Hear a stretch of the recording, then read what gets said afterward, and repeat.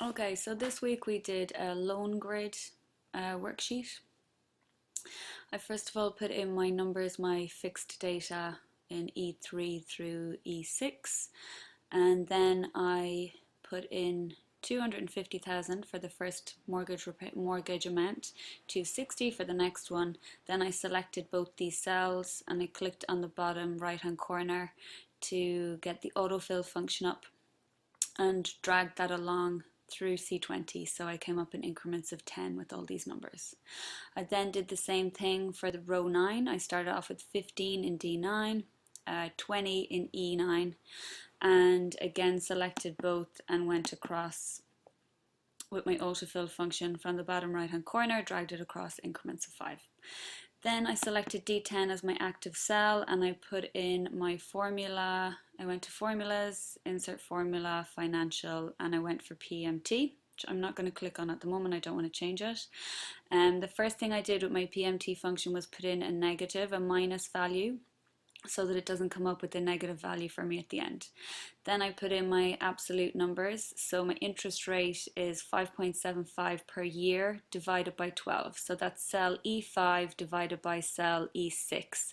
And I had to put my dollar signs in to make sure the program understood these values are not going to change.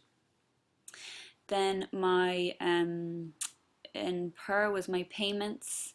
So my payments were D9, 15 years multiplied by 12 monthly payments. So D$9 multiplied by E6 with dollars signs there to show that that's not going to change.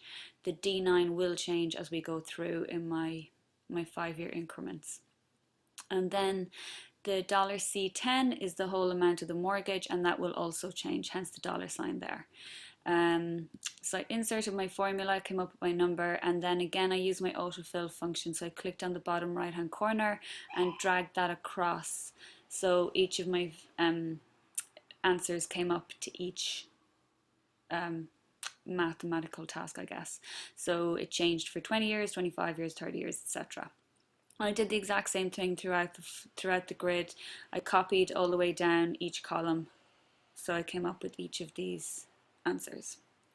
Then I did some conditional formatting. So I went to home, I went to conditional, I selected D10 through H20 into conditional formatting and highlight the cells that were less than my monthly repayment initially, so less than cell E3, and they were highlighted in green to show them what they can afford. Then I selected the entire grid again and highlighted what was greater than what I could afford as a monthly repayment. I put that in red.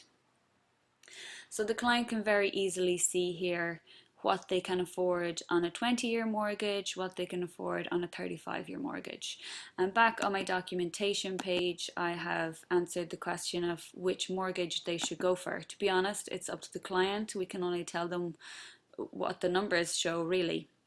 If they want a 20-year mortgage and get it paid off as quickly as possible, go for the 250,000, get it done, and they can afford that.